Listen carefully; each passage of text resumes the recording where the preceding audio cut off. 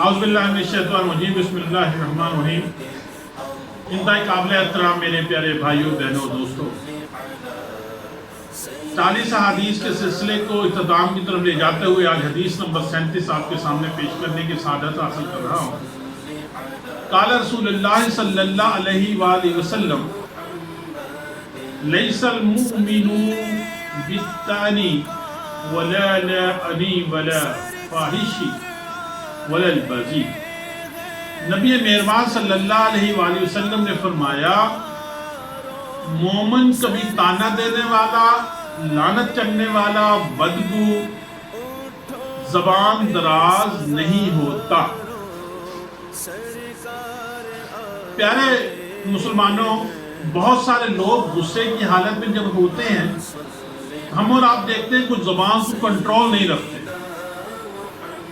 اور زبان سے گالاں گلوچ، لعنت ملامت کر دیتے ہیں، زبان سے بد کلامی کر دیتے ہیں، بری باتیں نکالتے ہیں، حتیٰ کہ انسانوں کو، جانوروں کو، دنوں کو، وقت کو، زمانے کو، اور بعض اوقات تو اپنے آپ پر اور اپنے بچوں پر لعنت بھیجتے ہیں، جس کے حوالے سے نبی مہربان صلی اللہ علیہ وسلم نے اس حدیث کے اندر تنبیہ فرمائی ہے۔ اور پھر آگے یہ ہوتا ہے کہ بیوی شوہر پر اور شوہر بیوی پر لعنتیں کرتا رہتا ہے، اور اس سے بڑھ کر یہ ہوتا ہے کہ ماں جیسی ہستی جو ہے وہ بھی اپنے بچوں پر لعنت کرتا ہے۔ آپ صلی اللہ علیہ وآلہ وسلم کا ارشاد ہے کہ تم ہرگز کسی کو گالی مت دیا کرو۔ ایک بار آپ صلی اللہ علیہ وآلہ وسلم کی مجلس میں کچھ لوگوں کو مچھروں نے کاٹ لیا۔ انہوں نے مچھروں کو برا بھلا کہنا شروع کر دیا۔ نبی مہربان صلی اللہ علیہ وسلم نے ان کو منع فرمایا کہ مچھروں کو برا بھلا نہ کہو، وہ تو اچھا جانور ہے، وہ تو تمہیں بیدار کرتا ہے رات کو اللہ کی یاد کے لیے۔ میرے مسلمان بھائیوں، ایک چھوٹا سا مچھر، اس کی بھی ایک تقدیس، ایک تقدس نبی مہربان صلی اللہ علیہ وسلم نے رکھی۔ اور پھر آگے یہ بھی فرمایا ایک جگہ کہ مرغے کو بھی لعنت نہ کیا کرو۔ ہوتا ہے نا، رات کو اکثر صبح کے وقت جب نیند گہری ہوتی ہے، بڑا مزہ ہوتا ہے، اس وقت مرغا اپنی خاص آوازیں نکالتا ہے اور ہمیں بڑا برا لگ رہا ہوتا ہے۔ تو نبی مہربان صلی اللہ علیہ وسلم نے فرمایا کہ مرغے کو بھی لعنت ملامت نہ کیا کرو۔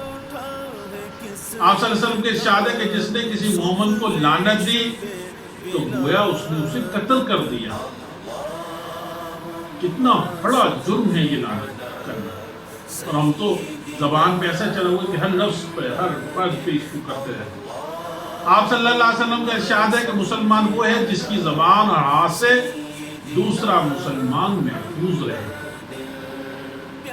حضرات گرامی، احادیث کی روشنی کے اندر ہمیں یہ بات سمجھ میں آتی ہے کہ مومن کی جو نشانیاں بتائی گئی ہیں کہ مومن بد زبان نہیں ہوتا، غلط اور فحش گفتگو نہیں کرتا، مومن کسی پر لعنت نہیں کرتا، کیونکہ اگر کسی نے اپنے بھائی پر ظلماً لعنت کرنے کی زیادتی کی تو لعنت اس پر لوٹ آئے گی۔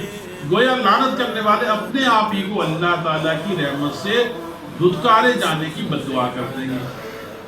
یعنی اگر اس نے کسی دوسرے پر لعنت کی اور وہ اس کا حقدار نہیں تھا تو وہ لعنت اس پر پلٹ آئے گی، اور اس لعنت کا مطلب یہ ہے کہ اللہ اس سے تو اپنی رحمتوں سے آزاد کر دے، اس پر اپنی کوئی رحمت تو نہ ڈال۔ یعنی جب وہ ہم پہ پلٹے گی تو اس کا مطلب یہ ہوگا کہ یا اللہ یہ رحمتوں سے ہم کو بھی جو ہے وہ دور کر دے۔ تو پھر کیوں ہم اپنی زبان کو کچھ سوچ سمجھ کر اس سے الفاظ کو ادا نہ کریں؟ قیامت کے دن ایسے لوگوں کی سفارش بھی کہیں قبول نہیں کی جائے گی، اور بد زبانی سے، فحش کلامی سے انسان کا اپنا وقار جو ہوتا ہے وہ خاک میں مل جاتا ہے۔